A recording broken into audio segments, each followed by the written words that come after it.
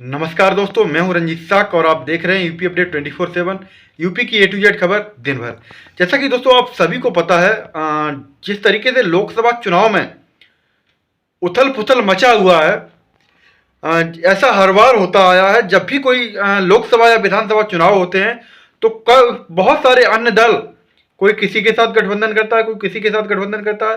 कहीं ना कहीं बहुत सारे नेता, मंत्री, विधायक, कोई इस पार्टी को छोड़ के उस पार्टी को ज्वाइन करता है, कोई उस पार्टी को छोड़कर इस पार्टी को ज्वाइन करता है। वही कहीं ना कहीं बहुत सारे बसपा के कैंडिडेट भारतीय जनता पार्टी में भी कहीं ना कहीं गए हैं और ज़्यादा से ज़्यादा उन्होंने सपा का दामन थामा है। और कहीं ना कहीं वो जिस तरीके से सपा पीडीए की राजनीति करती आई है, इससे पहले जो एमवाई फैक्टर था वो कहीं ना कहीं उन्हें फेल होता हुआ नजर आया, तो उन्होंने पीडीए का दामन थामा। और पीडीए की बात करने वाली जो सपा सरकार है, जिसके मुखिया हैं, जिस तरीके से आप सभी को पता है, इस समय हेड जिस तरीके से समाजवादी पार्टी के पूर्व मुख्यमंत्री अखिलेश यादव हैं। उन्होंने कहीं ना कहीं लोकसभा चुनाव के लिए अपनी पहली लिस्ट जारी की, जिसमें कहीं ना कहीं पीडीए फैक्टर नजर भी आता दिखा। और वहीं भारतीय जनता पार्टी ने भी पूरे प्रदेश के अंदर, पूरे देश के अंदर 150 से प्लस लोगों की एक लिस्ट जारी की, जिसमें उन्होंने भी कहीं ना कहीं हर वर्ग को साधने का काम किया है। जिस तरीके से आप सभी को पता है, ये जो लोकसभा चुनाव है वो कहीं ना कहीं एक तरीके से बहुत खास भी होने वाला है, क्योंकि इसमें एक विपरीत जो पार्टियां हैं, बड़ी बड़ी पार्टियां हैं। जिस तरीके से हम बात करें कांग्रेस की, जिस तरीके से हम बात करें समाजवादी पार्टी की, तो वो कहीं ना कहीं एकजुट होती नजर आ रही हैं। वहीं पक्ष की जो पार्टी है भारतीय जनता पार्टी, वो कहीं ना कहीं उत्तर प्रदेश के अंदर 80 की 80 लोकसभा सीटों को जीतने का दावा कर रही है।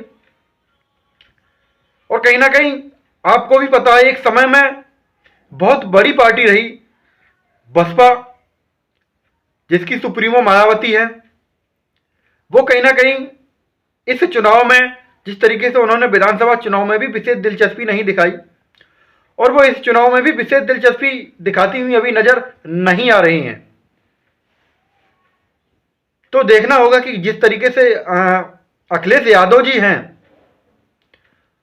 उन्होंने बहुत समय पहले ही कन्नौज से लोकसभा चुनाव लड़ने की बात कही थी, और कहीं ना कहीं कन्नौज में भारतीय जनता पार्टी ने अपना पुराना कैंडिडेट, जो वर्तमान में सांसद हैं, सुब्रत पाठक को भी टिकट क्लियर कर ही दिया है।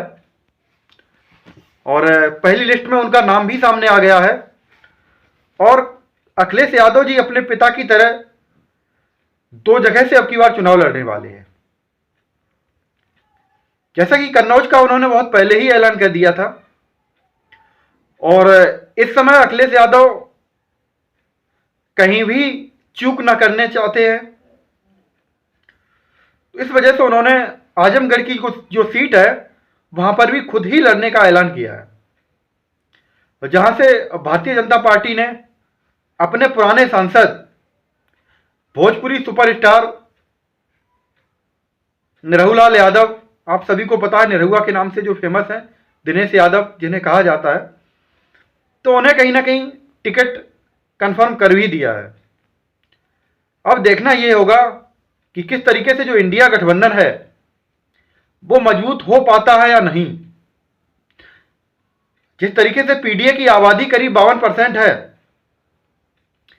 अब पीडीए ही नहीं बल्कि सिर्फ पिछड़ा वर्ग 52% है, और पीडीए मिलाकर करीब 85 से 86% आपके पूरे भारत के अंदर पाए जाते हैं।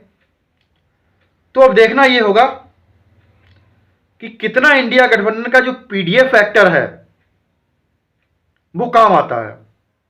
जैसे कि आप सभी को पता, भी कुछ दिन पहले ही बिहार के पटना में अखिलेश यादव और राहुल गांधी आमने सामने दिखे। रैली में काफी ज्यादा लाखों की भीड़ हुई। तो अब देखना यह होगा कि किस तरीके से ये लोग एकता बनाए रख पाते हैं या नहीं। जैसा कि कुछ दिन पहले ही स्वामी प्रसाद मौर्य ने भी सपा से इस्तीफा देकर और अपनी खुद की पार्टी का गठन किया, और उन्होंने पार्टी का नाम भी कहीं ना कहीं शोषितों वंचितों की जो आवाज उठाते रहे हैं उसी हिसाब से उन्होंने RSSP मीन्स राष्ट्रीय शोषित समाज पार्टी, और उन्होंने ये भी कहा है कि बिना शर्त के वो इंडिया गठबंधन को मजबूती देंगे। अब देखना यह भी होगा कि आखिरकार स्वामी प्रसाद मौर्य अपने कैंडिडेट उतारते हैं या नहीं, या खुद भी वो चुनाव में आते हैं या नहीं। जैसा कि उत्तर प्रदेश का अभी 2-3 दिन पहले ही उन्होंने एक प्रदेश अध्यक्ष भी बनाया है जो कहीं ना कहीं ऐसी वर्ग से आते हैं।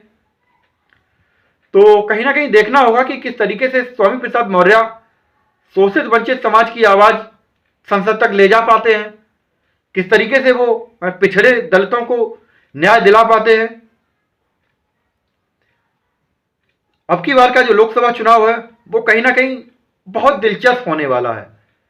बहुत से ऐसे मुद्दे होंगे जिन पर खुलकर बात होगी। जिस तरीके से अगर बात करें महंगाई और बेरोजगारी, वो किसी से छुपी नहीं है। उत्तर प्रदेश के अंदर 5 से 6 साल बाद एक उत्तर प्रदेश पुलिस की भर्ती भी आती है, और कहीं ना कहीं अव्यवस्थाओं के चलते पेपर भी लीक हो जाता है, और बच्चों की भारी जनसंख्या देखते हुए मुख्यमंत्री योगी आदित्यनाथ को जस्ट ही एक फैसला लेना पड़ता है और उस भर्ती को रद्द कर दिया जाता है, और बच्चों को आश्वासन दिया जाता है कि 6 महीने के अंदर निष्पक्ष तरीके से भर्ती कराई जाएगी। तो ये जो लोकसभा चुनाव है वो कहीं ना कहीं बहुत मायने में अब की बार आप लोगों के बीच आने वाला है, और देखते हैं कि आखिरकार लोग किसे चुनते हैं, महंगाई बेरोजगारी को या फिर राशन और किसान सम्मान निधि को।